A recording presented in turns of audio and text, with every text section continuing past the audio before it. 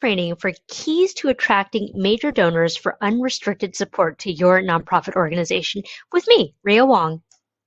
So before we get started, I just want to tell you what we will cover in our time together.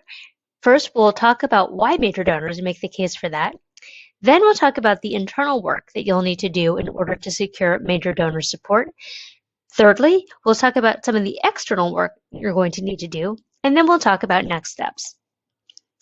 So let's start off. What do I mean when I say major donors? So generally speaking, this will vary from organization to organization. So depending on the size of your budget and depending on the size of your organization, that could be $1,000, it could be $10,000, it could be $100,000. So obviously, this will vary by your own organization. You'll have to do some analysis here. When we look at our overall budgets, we know that 80% of our budget is usually attributed to 20% of our donor base. So by figuring out which 20% of your donor base is giving the largest amount of money, which usually is 80% of your overall budget, I would focus on that as your major donor base. Now, to be clear, within this training, we are talking about individuals, not institutional foundations or corporate foundations or government. Individual gifts can also be attributed to private family foundations or donor advised funds, also called DAFs. When you're looking at a prospect for a major gift, this will usually be somebody who's been giving to you over some number of years at some amount of money. So let's say you have a donor who's been giving $1,000 over the last 3 years, and you think that this person has the capacity, affinity, and relationship to be able to upgrade them up into a major gift.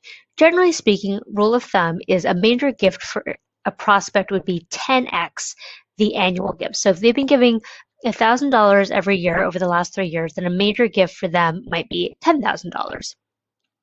The reason why I really encourage people to think about individual major donors is that it is the most fungible, but sometimes the most unpredictable. So what do I mean by that? So for those of you who do a lot of fundraising with foundations or government, you know that gifts often come with strings attached, and there can be some restrictions around how much money you can spend on things like salaries or overhead or rent, whereas individual money tends to be unrestricted and fungible. And the reason that I think a lot of people shy away from it is that it's what I call the jazz of fundraising.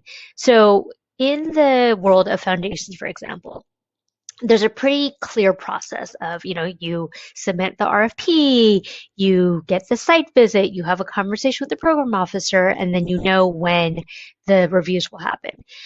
Individual gifts are much less scripted out. And so I think it causes people to be anxious because it can be much more improvisational, because each person you're talking to is usually their own decision maker. That's actually why I find it to be the most interesting.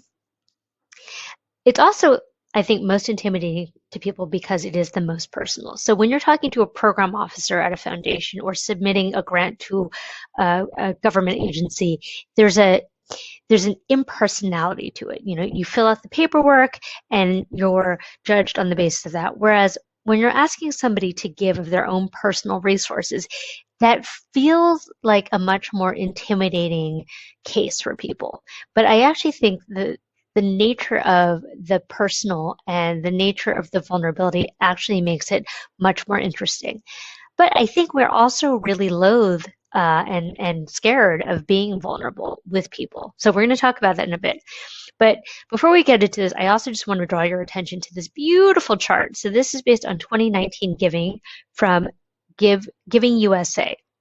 And what we can see here is that 69% of all gifts given nationally are from individuals. So that's a huge chunk of the pie here. And actually giving was up 4% in 2019.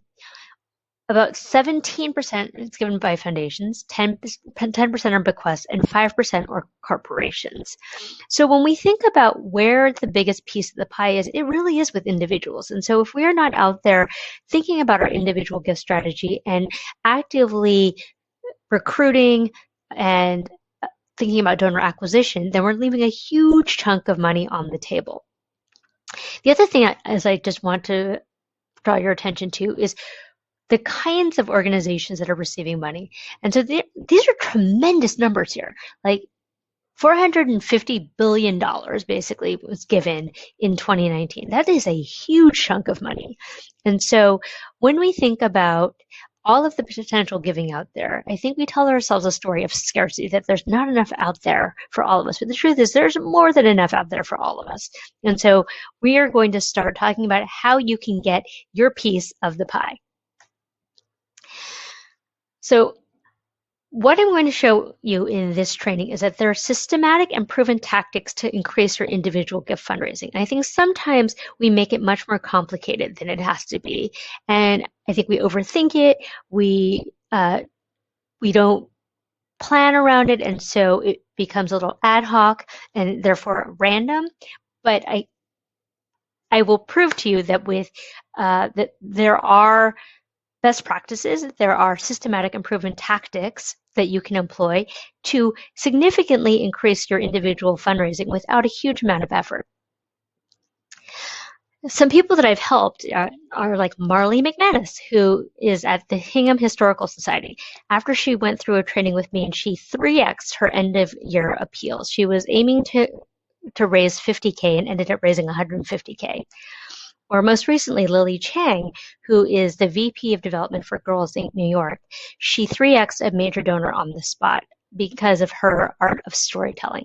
So we will talk about that. These are real people, real testimonials, and real clients who've been through my program.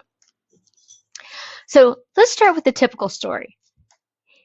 You are a nonprofit executive director, maybe you're a founder, and you start with this big idea about how you want to change the world. And over time, the realities of actually having to run the business start to sink in. So, I talk a lot about people who like to pet the panda bears. Like maybe you started the organization because you wanted to pet the panda bears. But the truth of the matter is that you should, as an executive director, be spending at least 65 to 80% of your time fundraising. And if you're not doing that, then you're not actually spending your time in the highest value way. But it's incredibly frustrating because a lot of executive directors have never received any formal fundraising training. And so it's just this series of tactics that you're trying and you're testing and you're failing, but there's nothing that has put it in a framework for you. And you don't have somebody who's been down this road who can tell you what works and what doesn't work and what to pay attention to and what to ignore. But if you do all this, if you actually focus in your energy and focus in your tactics and get clarity about what it is you're doing and how you're doing it, you can win at this game, because I like to say fundraising is just a math problem. So again, with focus, clarity, and proven tactics, you can raise more money. Or in other words, without that, you're leaving money on the table. So what are some of the common reasons why we don't pay attention to this? So especially as executive directors, there are too many distractions in our day. There are a million things coming at us. We're reacting every minute of the day.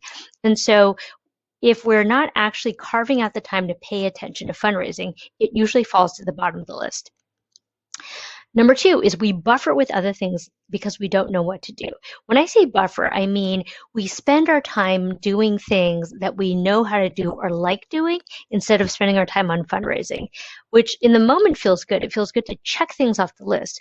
But really, when we get down to it, have we moved the needle and have we worked on bringing resources to the table? And so one of my example that I can think of is, you can spend a whole bunch of time tinkering around with your website, or you could spend time calling your donors, but you'll probably spend time tinkering around with your website because calling your donors feels a little uncomfortable, and therefore you don't do it. And the website means that you can kind of stay hidden behind the scenes. So look, I think it's a common tactic. We're uncomfortable with money and with wealthy people. So I think most people have baggage about money. So whether you were brought up with a lot of money or not a lot of money, I think we all have money stories and stories that we tell ourselves about money. And for those of us who were not brought up with wealth, I think we have a lot of preconceived notions about wealthy people and how they are and what they've done to get their money.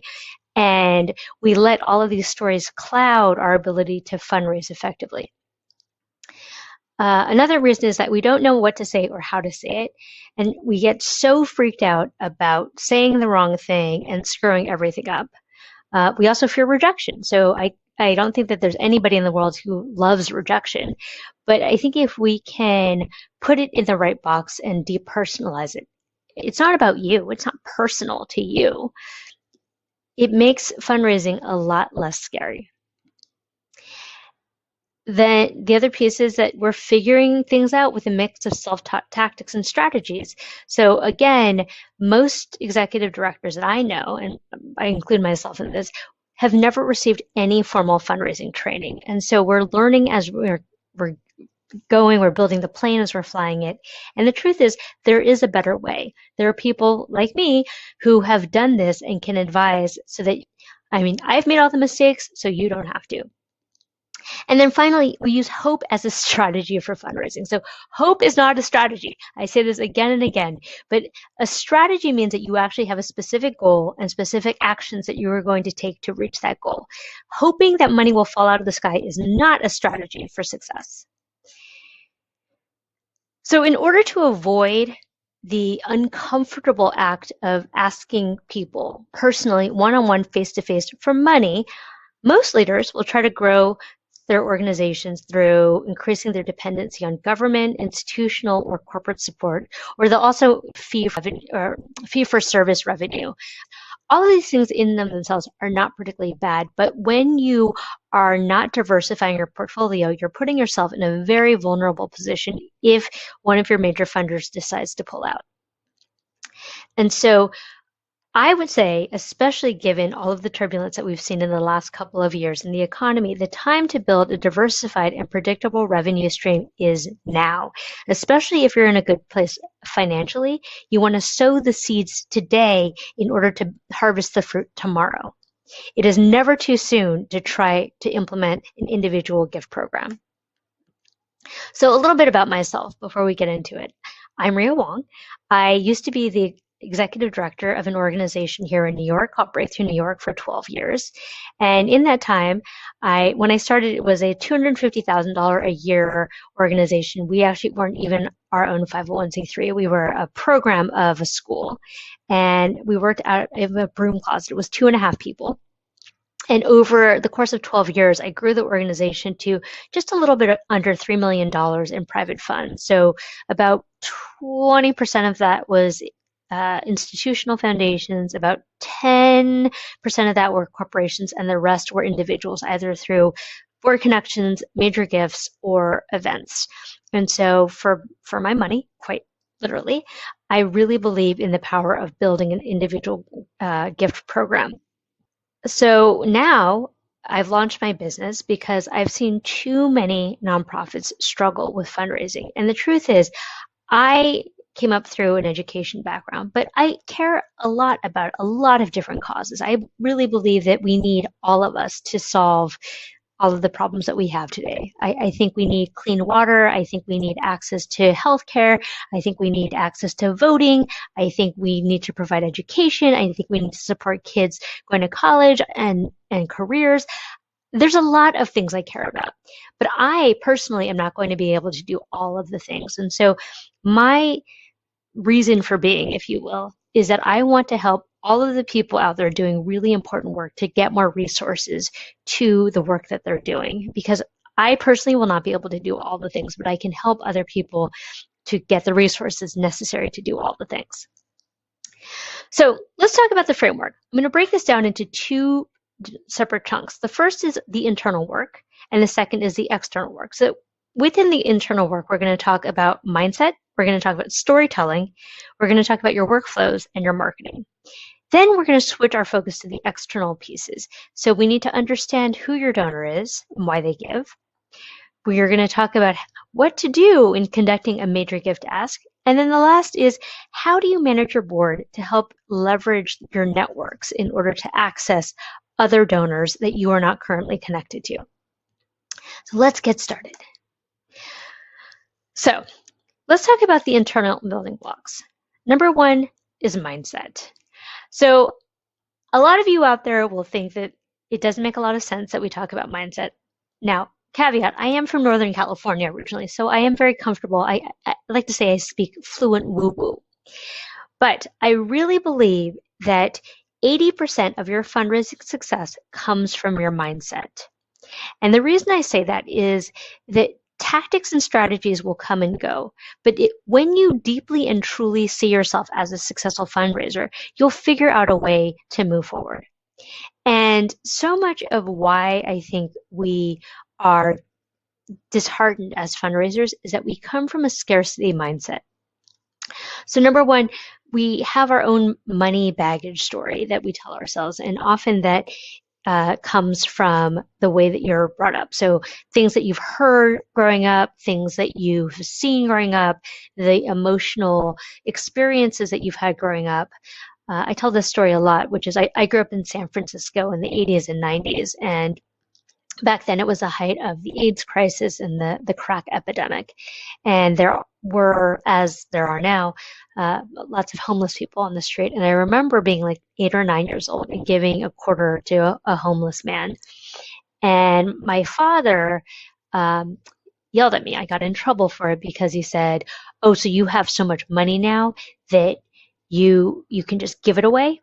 And so in that moment, in my little 8-year-old brain, absorbed this idea, this message that money was not to be given away, money was to be hoarded, and that money meant stability. And so when I grew up, I somehow just assumed that's how everybody thought about money. And so it was really difficult for me to ask people for money to support my cause because psychologically, I thought that I was asking them to give up their stability. And it wasn't until I did the hard work of uncovering my own money baggage that I realized that A, not everyone thinks about money that way, and B, that it's not true that asking people for money is asking them to give up their stability. In fact, for many people, giving money is an expression of generosity. It's an expression of their values. It's an expression of their faith. And so by changing my own mind about money, I shed some of the baggage that I had from my family. I think we also have this deep belief in the scarcity in this world. So going back to our previous slide, there's a lot of money in the world, particularly here in the US. And so for us to assume that there's just not enough, and coming from the place of not enough money, not enough time, not enough resources, not enough staff, already puts us in this mindset of being behind the ball. And so we get desperate. And desperation is never attractive. Some things that we can do to think about how we change our mindset about money is that, first of all, becoming aware is the first step. And then we can do things like affirmations and catching ourselves and interrupting our own very entrenched thought patterns about the scarcity mindset, or about the fact that people are not going to be thrilled to give us money to support a cause. Because the truth of the matter is, fundraising is a joy when you realize it's simply a party, and you're just trying to find people who want to come to the party. And taken in that way, fundraising becomes fun. It becomes a delight. So number 2, let's talk about storytelling. Storytelling is by far and away one of the most effective tools in our arsenal. Now, for those of you who've read Yuval Harari, you know that we've thrived as a species because of our ability to tell stories. So we tell stories, and it helps with cooperation on a big level. And what is a company, a country, a nonprofit, if not a set of stories that we all believe in? And so when you are approaching people who are unaware of your work, you use story to engage them. There's a lot of science behind story, but basically we have these things in our brain called mirror neurons that trigger when someone tells us a story. So we literally see ourselves in the shoes of the person telling the story, and it triggers empathy in us. And so when we're using story, we're consciously triggering empathy within our listeners. The truth is, though, most people are not natural-born storytellers, but we do practice this in the accelerator. And we use a framework developed by Marshall Gantz at Harvard called the story of self, the story of us, and the story of now. It's what's called public narrative, and it's a technique that helps to energize and gather momentum to encourage our community to action. So for more information about the story of Self, Us, Now, check out workingnarratives.org. The third thing is that we need to focus on our marketing. So the number one mistake that I see nonprofits make all over the place is that they talk way too much about themselves and not enough about the donor. Now, I know that there is a lot of discussion now about donor-centric fundraising and community-centric fundraising, and I think that is all well and good, but the truth of the matter is that donors give to feel something. They give for their own reasons. And so if we are not actually actively speaking to those reasons as to why they should give to our nonprofit and what is in it for them, they will donate to another nonprofit. And so the mistake that I often see is that websites and copy on the websites are too wordy, they're too jargony, and they're too technical. And so you want to boil and simplify everything down, because essentially when visitors come to your website, they want 3 questions answered, and they want it answered under a minute, which is number 1, what problem are you solving? And state that in a very clear and non-jargony way. Number 2, why should I donate to you to solve this problem? So this is where you can talk about your impact numbers, stories of the clients that you serve, etc. And then number 3, what's in it for me? At the end of the day, I'm sorry to say that I think as altruistic as all of us believe ourselves to be, we are also self-interested, and we want to know what's in it for us. And the what's in it for me can be recognition, it could be community, it could be feeling great about myself and self-transcendence, but there has to be something that shows what's in it for me as a donor.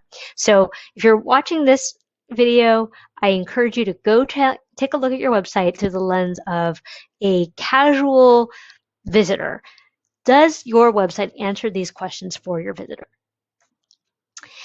And then finally, workflows. So this is one of my favorite building blocks here. But often if we are in a small shop, or let's say as the executive director, if you're the only one involved in fundraising, it's very easy to operate according to the map in your head.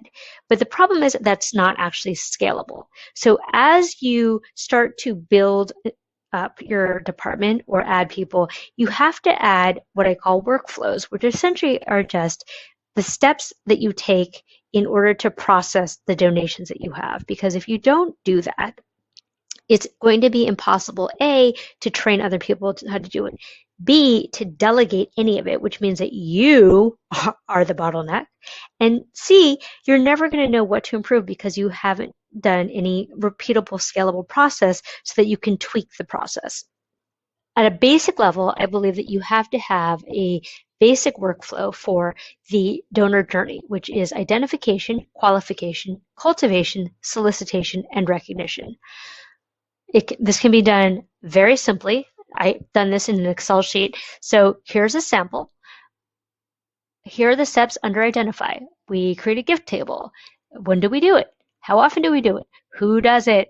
Then under qualify, we do all of these steps. The truth is, the steps will vary according to your nonprofit, but the important thing is to get something down on paper and out of your head. And once you're able to do that, I also think you'll be able to talk to your board members about what it is that you do with with the people that they bring to the table. Because oftentimes, I think board members are reluctant to introduce people because they don't know what you're going to do with them. And they fear that they will suffer some reputational risk if you don't treat their network and their friends professionally, and I totally understand that. So by writing down a basic workflow, you can alleviate a lot of the pain points and hopefully retain more of your donors. So as a sector, just as a side note, I think our donor retention rate is something like 45%, which basically means that 55% of your donors every year are donating once and going out the door, which means the cost to acquire a donor is much higher because it is more expensive to get a new donor than it is to get a repeat gift from an existing donor. So you are literally just pouring water into a leaky bucket. And so by putting a workflow down on paper, you can actually see where the holes in your bucket are and try to shore them up. Let's talk about some of the external building blocks necessary to building a major gift program. So number one, understanding your donor. I don't know why it is, but it feels like as a sector, we're really freaked out about talking to our donors. So we spend so much of our time trying to guesstimate and try to get into their heads and psychoanalyze them when we can just pick up the phone and have a conversation. We can just ask them. We can ask them what they want and need and desire and value. And the more that we understand what matters to them, the more we can give it to them and create an experience that will have them coming back and giving to us. Ultimately, when we talk about our donor, there are three things that any repeat donor wants to know. Number one, is there another organization that I should be giving to? Number two, what do you do with my money? And number three, how do I feel about this organization? Do they make me feel good or do they make me feel bad?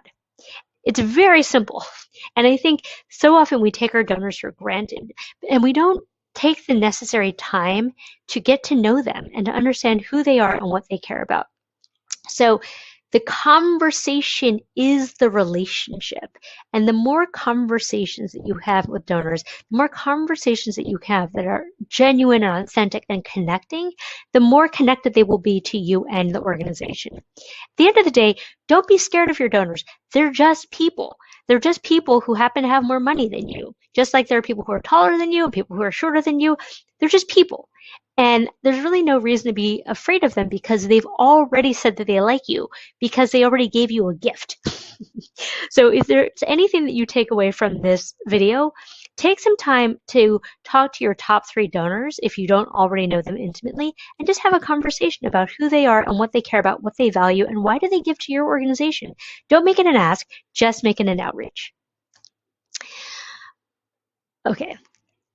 There is an art and a science to the major gift ask. So often we get so freaked out about the major gift ask, the moment of asking, because of all the stuff that we've talked about. We make assumptions about the person who we're talking to. We try to make decisions for them. Oh, well, they can't give because they have kids in college. Oh, well, they can't give because it's been a bad year. Oh, they can't give because it's an election year. Don't make decisions for people. Let them tell you no.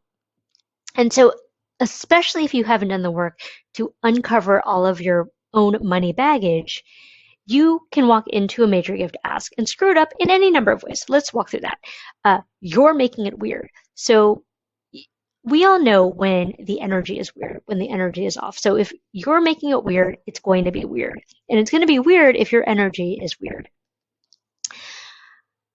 You talk too much. When we're nervous, we tend to talk too much. We babble. We talk too quickly. We skate over the details. In any kind of major donor ask or meeting, there should always be questions, good questions that you put out to them, and you really let them talk because this is their opportunity to share their values, and it's your opportunity to learn more about them. Number 3, you don't actually ask for the gift. I can't tell you the number of times, and look, I put myself in this category of going to a major gift ask and not actually ever asking for money. So if the words that are similar to, would you be willing to consider a gift of X by Y date, do not come out of your mouth, you didn't actually ask for the gift. However, you may have asked for the gift, but then you get so nervous about it, you step on the ask. So it could look like this. Would you be willing to consider a gift of $50,000 to support this program by the end of the year? But I know that $50,000 is a lot of money. So, if you have to think about it, after the ask is out of your mouth, there is complete and utter silence, and you let them say the first thing. And it's going to be painful. A minute will feel like an hour, but you cannot say anything after that. Another very common mistake is that you haven't anticipated all of the potential responses. So before any ask, I say that you should brainstorm at least 15 possible responses, everything from yes to no to I have to think about it. I have to talk to my significant other / financial advisor / portfolio manager to, you know, this is not a good time this year, et cetera, et cetera. Because the more you anticipate the possible objections, the more ready you will be to have a proper response. Another mistake I see is that you're not following up properly. So, for example, if somebody says no, that is actually not your cue to skulk out of the office in shame. That's actually your cue to ask better questions. So, is it the amount? Is it the timing? Is it the project? I mean, truthfully speaking, by the time I've gotten to a third meeting with a major donor, I've never gotten a no because, especially for high net worth individuals, time is more valuable than money. So by the time I'm at the third meeting, they know I am there. I know I am there to do the ask. And so they are very unlikely to give me the time if they were not prepared to give me some amount. Sometimes you don't pick up on the right cues. So you always, as a fundraiser, have to be tracking the information. You're sort of like a sensor, right? You're looking at their office, you're thinking about the conversations, you're thinking about their answers to questions. And sometimes I think we're so busy thinking about the next thing that we're going to say that we forget to actually listen to the answer. And so if you have actually picked up on all the cues, you'll have a sense of what the right ask will be and what their interests are and what they value. You under ask, that's a big one, and that's often because we are coming from a scarcity mindset. So by under asking, and look, again, it is an art and a science. You never know, but I think sometimes we are so freaked out about the potential of rejection that we under ask because we'd rather get a yes for a smaller amount than a no for a bigger amount. And then finally, I would say you're white knuckling because you think this is the last donor you'll ever get. Again, this has to do with scarcity mindset. It's never the last donor. It's never the last time. And frankly, yes, you will probably screw up a couple of asks, but it most likely will not be the end of the world. And so if we come from the place of there are plenty of donors out there and there are plenty of people who would love to support our organization, and if I say the wrong thing to the wrong person, it will not be the end of the world. Okay, for all of you young ones out there, this is Vanessa Williams. So we are saving the best for last. This is by far and away the most common question I get, which is, why the beep won't my board fundraise? Okay, so here are the top 5 reasons that I found that board members are not fundraising. Number 1, they don't know that they're supposed to, which means that they were not recruited, oriented, or brought on the board with the explicit understanding that they should be engaged in fundraising and giving themselves. Number 2, they have baggage about money and rejection. So I think we make the assumption that just because somebody has money means that they don't have baggage about money. That would be incorrect. We all have baggage about money. In fact, I had one board member who was a very wealthy person who could not talk about money, would not talk about money. She came from a different culture, but she considered it to be very rude to talk about money. And so suffice it to say, she was not engaged in fundraising, but she decided to write a sizable check of her own in order to not ask her friends for money. And we were able to find other ways to use her. Like, she also loved hosting parties in her beautiful townhouse. Fantastic. That's what we did. But the point of fact is, everybody has baggage about money, whether you have a lot of it or not. Number 3, they don't know what to do. I think we also make the mistake of thinking that because people are successful in their professional lives that they have an idea about how to fundraise. Not necessarily true, and in fact, in many cases, very untrue.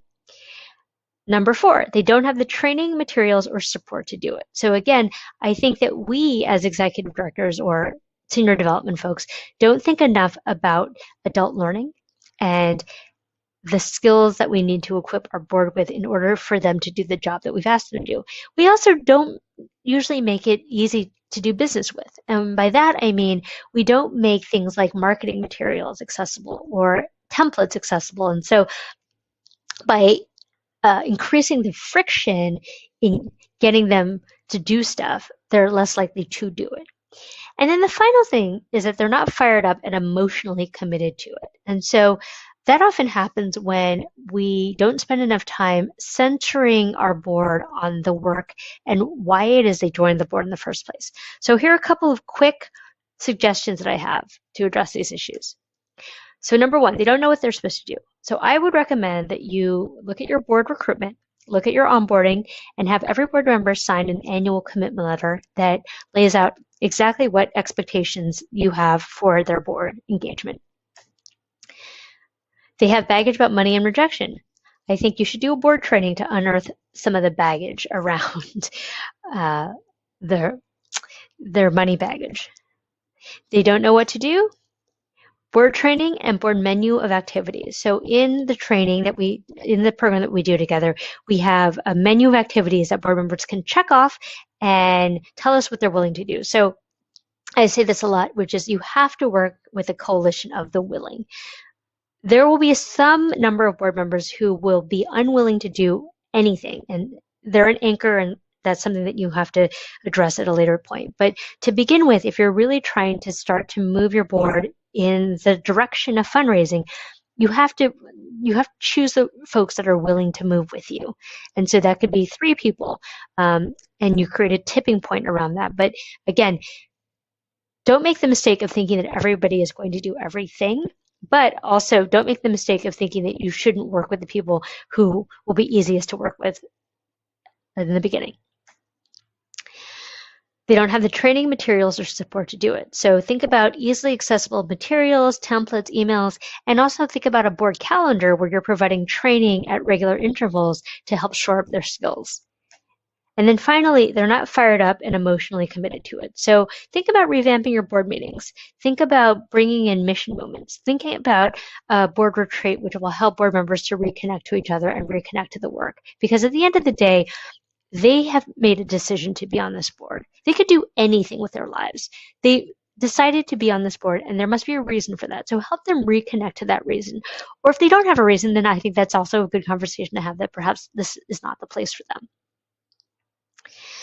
So to recap, successful fundraising is just a math problem. And we create so much mind drama about it. And we create so many complicated reasons why we can't do X, Y, or Z. But the truth of the matter is, it's just a math problem, which is this: asks minus no's equals yeses. So the more asks that you put out there, the more no's that you get, the more yeses you get. And I think if we put it in that context, if we simplify it down to the math problem that it is, it's just a simple math problem that we can do something about. So with the right tools and strategies, you will ask more and succeed with higher conversion rates. So nobody likes the no's, but the no's are also going to be really informative. So the more asks that you put out there, the more no's that you get, the more yeses that you get. It's like the more at-bats you get, the more likely you will be to hit a home run.